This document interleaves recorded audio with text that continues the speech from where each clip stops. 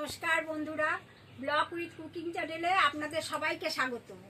আর আজকে আমি একটি রেসিপি নিয়ে চলে এসেছি। সেই রেসিপিটা হচ্ছে পনির পোস্ত। পনির পোস্ত বানাতে গেলে কি কি প্রয়োজন সেটা আগে দেখাচ্ছি আপনাদের। এই যে পনিরটাকে কেটে রেখেছি, টুকরো টুকরো করে রেখেছি, আলুটাও টুকরো টুকরো করে রেখেছি, কেটে রেখেছি। এইবার মশলা কি লাগবে? মশলা লাগবে বাদাম, এমনি বাদাম, চিনে বাদাম আর কাজু বাদাম একসাথে মিশিয়ে রেখেছি, এটা বাটবো। পোস্ত, পনির পোস্ততে পোস্ত তো লাগবে, পোস্তটা বাটবো। পোস্ত, কাঁচা লঙ্কা একসাথে বাটবো।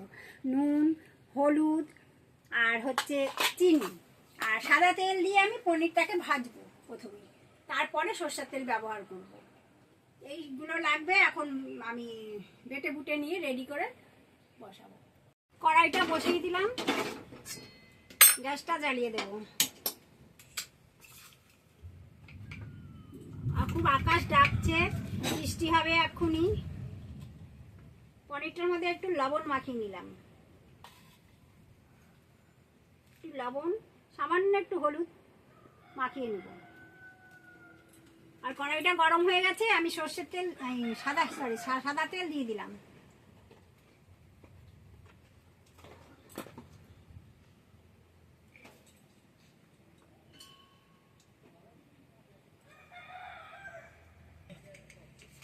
তেল দিয়েছিলাম কড়াইতে, তেলটা গরম হয়ে গেছে। এখন পনিরটা দিয়ে দিচ্ছি।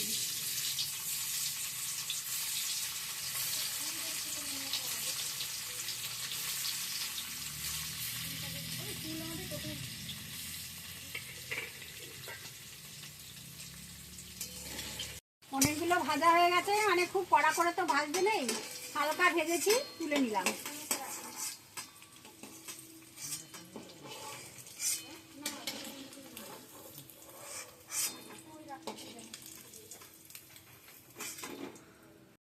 পনিরটা ভেজে তুলে নিয়েছি। এইবার আমি একটু সাদা তেল কড়াইতে রয়েছে, আবার একটু সরষের তেল অ্যাড করব।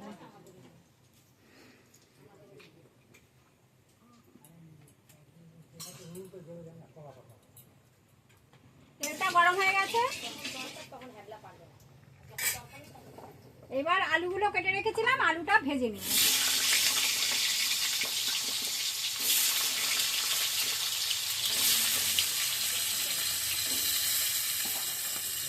আলুটার মধ্যে একটু লবণ দেব,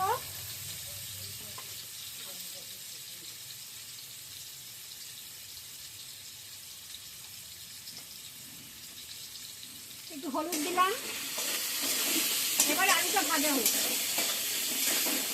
আলুটা ভাজা হতে হতে আমি কাজু বাদাম, পোস্ত, কাঁচা লঙ্কা এগুলো বেটে নেব।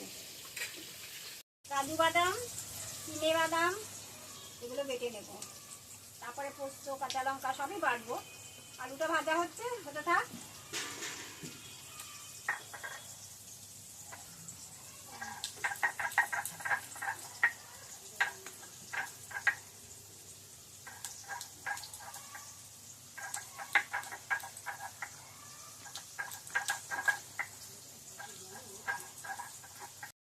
আলুটা ভাজা হচ্ছিল, আলুটাকে একটু ঢেকে দিই, একটু ঢাকা দিয়ে দিলে ভালো হয়।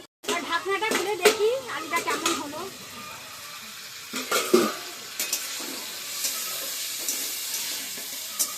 আলুটা ভাজা প্রায় হয়ে এসছে। আমার কড়াইটাকে সাঁড়াশি দিয়ে সবসময় ধরে নিতে হয়, নাহলে খুব নড়ে চড়ে মনে হয় কখন পড়ে যাবে।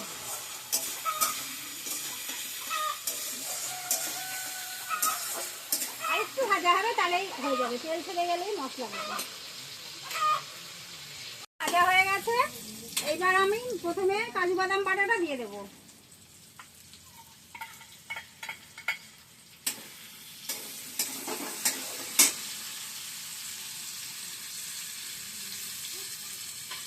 তারপরে পোস্ত আর কাঁচা লঙ্কা একসাথে করে সব বেটে নিয়েছি, এটা দিয়ে দেবো।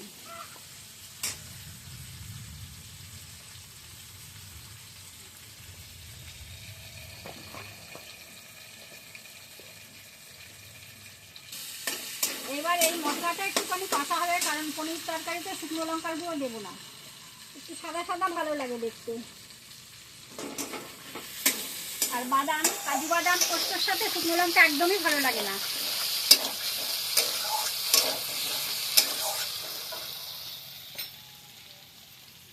একটু একটু লবণ দিয়ে দিচ্ছি।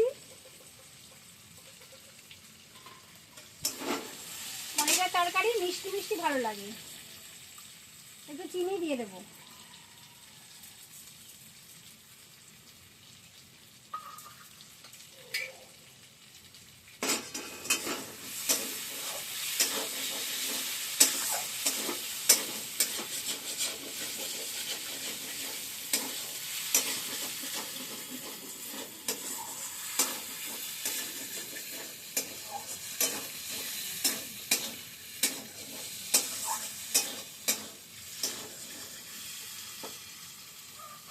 মশলাটা কষে এসছে,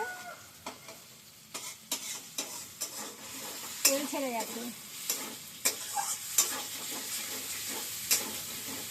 আলুটাও সেদ্ধ হয়ে গেছে, ভাজার মধ্যেই আলুটা সেদ্ধ হয়ে গেছে।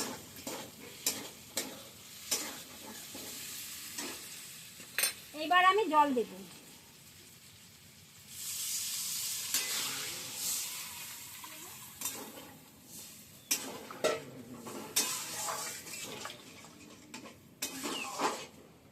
জলটা দিয়ে দিলাম, এইবার পনিরগুলোও ছেড়ে দেবো, পনিরগুলোও ছেড়ে দেবো।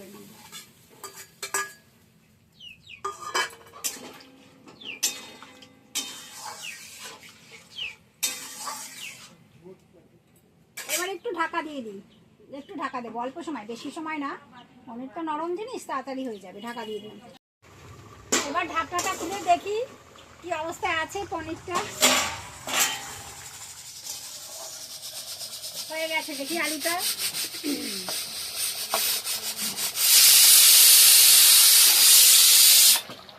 আলুটা দেখি সেদ্ধ হয়ে গেছে। হ্যাঁ, আলুটা সেদ্ধ হয়ে গেছে। আর পনির তো নরম জিনিস। একটা জিনিস আমার ভুল হয়ে গেছে, সেটা হচ্ছে বাটারটা বাজার থেকে আনানো হয়নি, এখন বাটারটা দিয়ে নামাতে হতো। আমার আজকে সেটা হলো না। আপনারা বাটারটা দেবেন, তাহলে দেখবেন খেতে আরো বেশি ভালো লাগবে। বাটারটা আজকে আমার দেওয়া হলো না। এইবার নামাবো।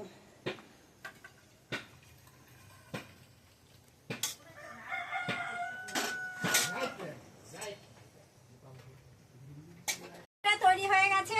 আমি যেইভাবে তৈরি করলাম আপনারা তো দেখলেন, আপনারা এইভাবে তৈরি করে খাবেন। বাটারটা আমি দেইনি, ওটা আপনারা দিয়ে নেবেন, তাহলে আরো টেস্ট হবে খেতে। এটা যদি ভালো লেগে থাকে আপনাদের কাছে, তাহলে একটু লাইক করবেন, কমেন্ট করবেন, সাবস্ক্রাইব করবেন, আমাদের বন্ধু হয়ে আমাদের পাশে থাকার চেষ্টা করবেন। আর নমস্কার, দেখা হচ্ছে পরের ভিডিওতে।